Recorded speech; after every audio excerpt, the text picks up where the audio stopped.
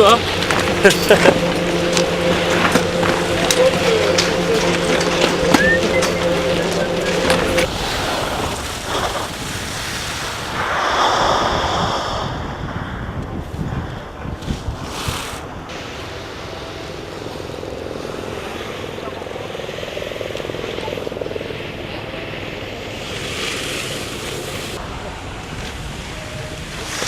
Là, t'es salé, ça roule un peu.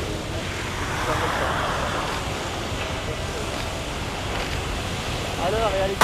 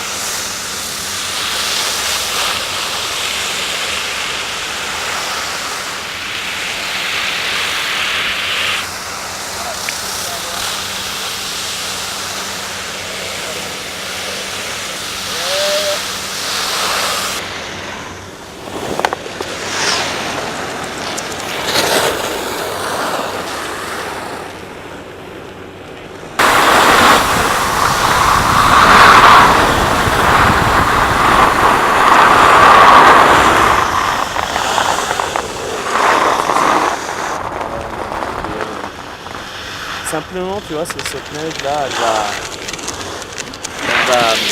vas perdre un peu le pied, tu vois. C'est juste de savoir de bien monter sur le pied, ça va passer nickel.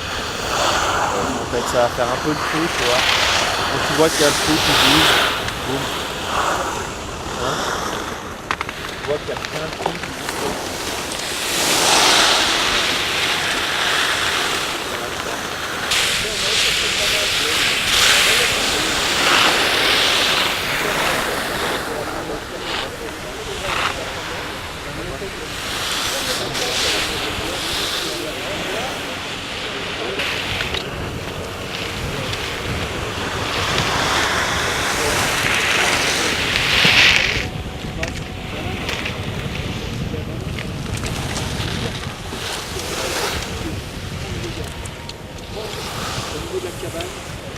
Vous savez, 4 mètres, 24, 23, 24. 23 pour la banane. Après la première serré quoi. Non, là, avant la première banane, ouais, mais en haut c'est à 24, hein, 24, 25 maximum. Je vois pas, j'en ai. C'est une bonne manche la première manche, là. Hein, bon mur, hein. Bien. Je fais les rollers pour toi, là, hein, Thomas frère. Facile. Enfin, tu les as bien négociés. Ouais, la banane plus gauche. Ah, ça va peut-être en toucher deux, quoi. Il y a moyen que je m'envole, hein. Arrête un petit peu. Tu te rappelles l'Interstoder? Comme l'Interstoder? T'auras du mal. Allez. Bon, le bas, c'est moins aéré que tout à l'heure. Tout à l'heure, Ouais. c'est Mais après la banane, tu veux dire. Ouais, après la banane, Après la ça dernière reste banane. sur un. Il reste du rythme derrière. Après la banane, il reste du rythme.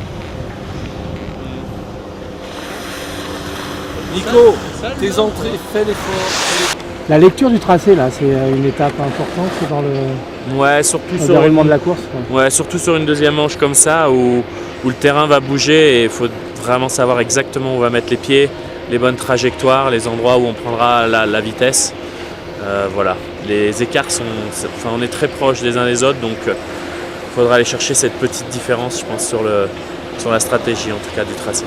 Les coachs, c'est à ce moment-là, les coachs là sont importants dans les quelques conseils qui peuvent te donner? Ouais, parce qu'ils ont une autre lecture du terrain.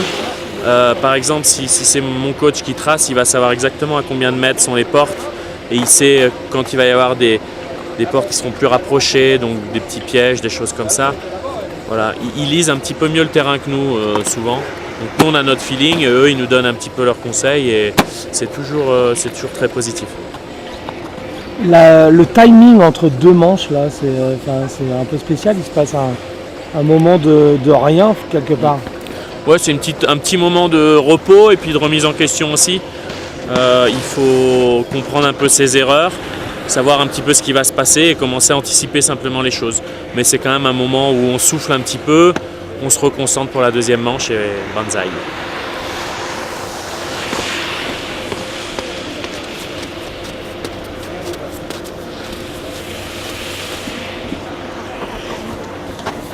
Quatrième dimension, 52-39 à l'avance. En piste, Anthony Milesi, alors que sera suivi par le skieur andorran Roger Vidosa. Allez, Max à l'avant du mur. Demain, il fera partie des favoris du slalom.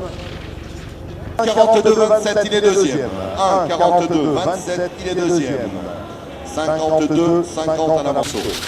Roger Vidosa, on l'attend sur une Roger. Et au départ, Rudy Castellon. Rudy Castellon.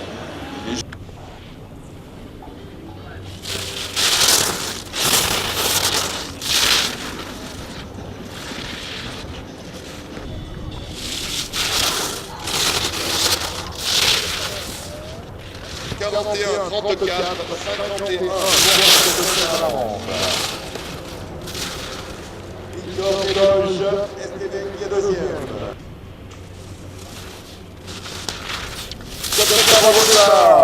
Et là, tu regardes, on peut se tourner sur le stade pour le départ de Jonas Fabre. Nicolas Lambert, Buffon Jourdain, STV.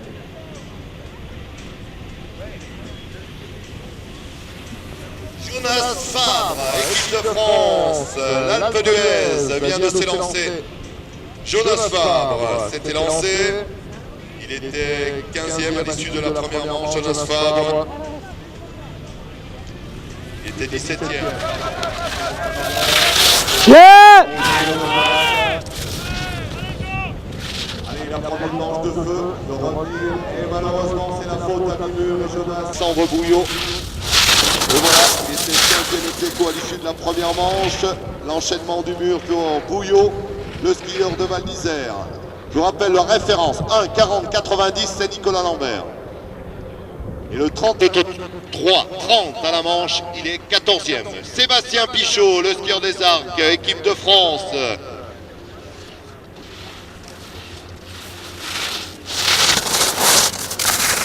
Oui.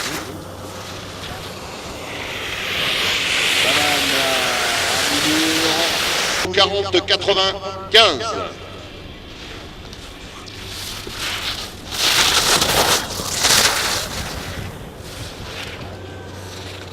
Christophe Krizel est en piste.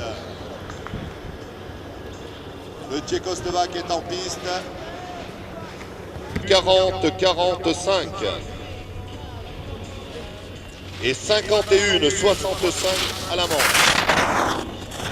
Alors qu'au départ, c'est Thomas Mermillot-Blondin du Grand Bornand. Le temps de référence, 40-45, c'est le temps de Jack Krizel devant Steve Missilier et Gabi Rivas. Allez, maintenant il faut se mettre à l'attaque totale. On va terminer 3e du combiné. Quelques bonnes places au cours de saison.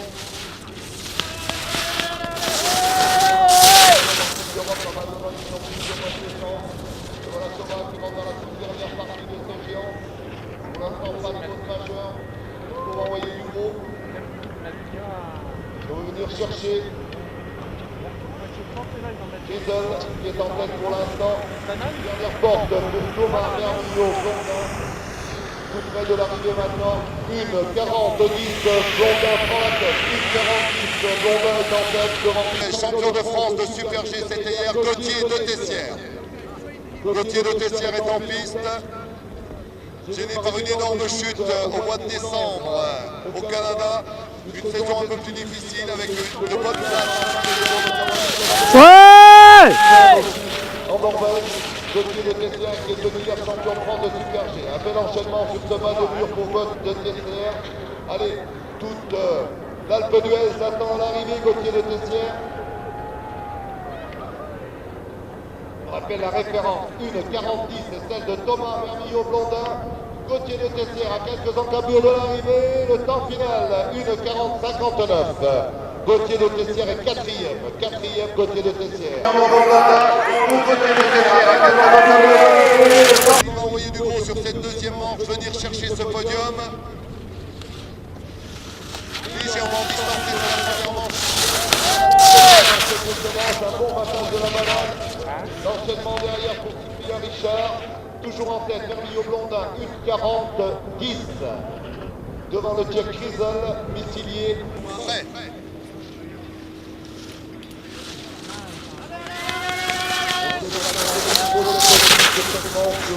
Au podium. Les loups sont lâchés, je vous rappelle, des écarts très faibles entre les 4 ou 5 derniers à descendre maintenant. Donc il ne faut aucune faute et surtout Moscou, Alexis Pinturo de Courchevel. De la première manche, il va tout mettre pour venir se placer devant Alexis Pinturo. De feu maintenant sur le bas du mur. On l'attend à l'arrivée avec toujours. Il avait une avance infime sur Pinturo. Attention, il ne faut pas commettre d'erreur. Pinturo a été très juste.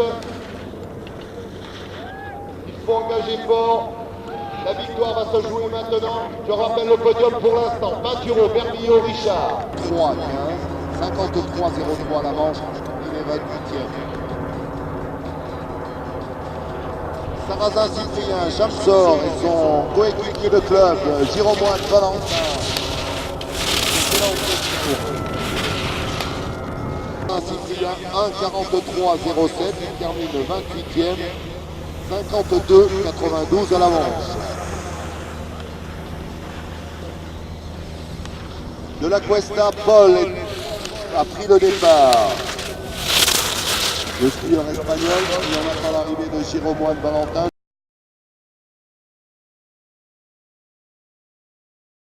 La station entière de l'Alpe d'Huez, que ce soit les montées mécaniques, la commune, les moniteurs et tous les commerçants de l'Alpe d'Huez sont ravis cette semaine d'accueillir ces championnats de France. On pense en a pensé bien sûr pour ceux qui n'ont pas pu la réaliser chez eux, mais j'espère qu'ils pourront faire une autre fois. Mais c'est vraiment avec plaisir qu'on nous accueille cette semaine pour les coureurs.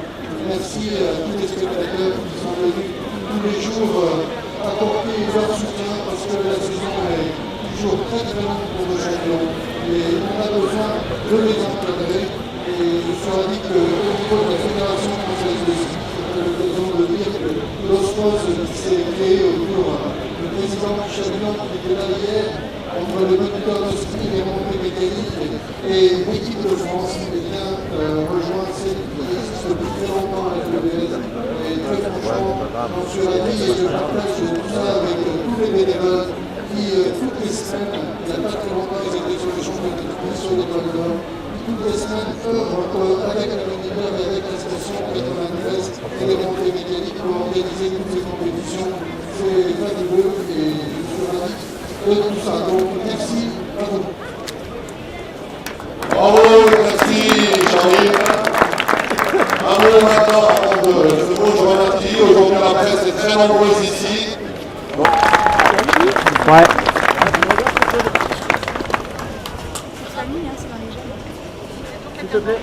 Ouais, ou dès le début. Je pense que la famille se fait. C'est ça. Moi, je suis à la fin. T'as vu, c'est chaud, hein, c'est Estelle, s'il te plaît. Regarde-moi une seconde, Estelle. Allez, on se retrouve une fois sur le podium. Allez, les filles, tout sourire. Allez, ça va le faire, ça va le faire. Regardez-moi une seconde. 1, 2. C'est bon, allez, avant le champion de France. Romain, s'il te plaît, 2 secondes. le podium des juniors avec le titre de la skieuse de plaine Romane Miragoli. Serrez-vous bien les filles, s'il vous plaît. Allez, Estelle, reste en bas et elle va monter un peu parce que voilà, super. Génial. Tu peux grimper un tout petit peu. Regardez là. Allez, les sourires quand l'équipe de France se prépare. Cool. Toutes les trois ensemble, serrez-vous un peu. Allez, pour une prochaine petite. Regarde là 2 secondes. Cool. Génial, encore une petite, vite fait. Voilà, c'est le podium de monde. Aujourd'hui, la victoire de Marion Anne-Sophie. L'ambiance, Troisième place. Nous vient avec de les PCR avec ses monter. amis. 8e géantiste mondial, Cyprien Richard.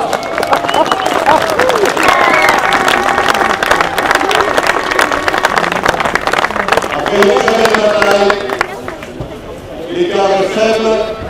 Peinture, Bernino, Richard, c'est le podium du championnat de France en 2012 à Tournai.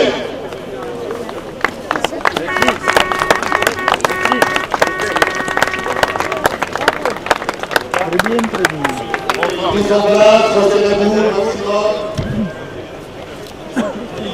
Il va y arriver. Nous sourire pour la photo officielle. Et à tous un grand bravo. Encore une seconde, le temps que ça charge. Bravo pour ce podium. Championnat de France géant. Alors du coup, là tu fais 3e. Oui. T'es plutôt contente? Qu'est-ce que t'en as pensé? Ouais, je suis contente d'être 3e, de monter sur le podium, même si j'aurais pu sûrement faire mieux. Mais bon, il reste encore la descente. J'espère faire un peu mieux. Tu t'espères du coup refaire un podium là pour la descente? Tu le sens bien? Ouais, au moins au junior, ouais. Puis au général, si je skie vraiment très très bien. Et du coup, ça te fait plaisir d'être quand même sur un podium? Enfin là, t'es chez toi. Ah oui, Ça c'est sûr. change quelque chose? C'est sûr que d'être à la maison, c'est beaucoup plus aisant. C'est sympa d'être ici avec les gens qui me soutiennent. Et à la maison, ouais, c'est quand même plus sympa. Donc pour l'instant, ce championnat de France, t'en penses quoi? Moi, je suis contente. Il y a une bonne ambiance, il y a une bonne organisation, des belles courses. Après, les résultats, ouais, c'est pas si mauvais que ça, mais c'est pas non plus excellent. J'attends un peu de la descente. Merci beaucoup. Cette année. À la fin de la course. Ouais, bah, je suis un peu déçu hein, maintenant. C'est une discipline où j'ai eu beaucoup de problèmes cette année.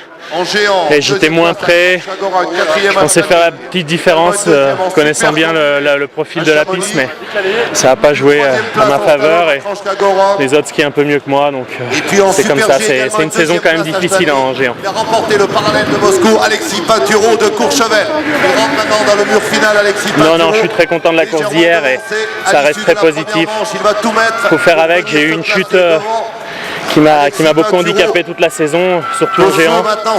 Et j'ai joué sur la discipline où j'étais le meilleur, sur un profil qui m'était pas forcément favorable en Super G, mais c'est très positif d'avoir gagné ici à l'Alpe. Maintenant pour Alexis Pinturo. Ouais, globalement c'est des bons championnats de France à la maison. Parfait.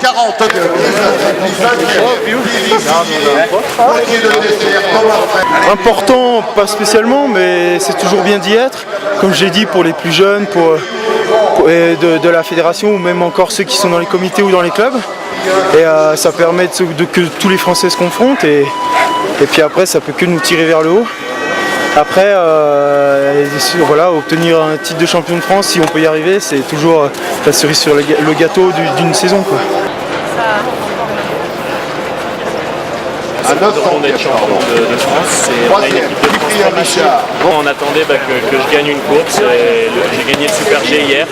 C'était une belle surprise et ça fait plaisir à toute l'Alpe d'Huez. C'était vraiment la cerise sur le gâteau et c'était un grand moment.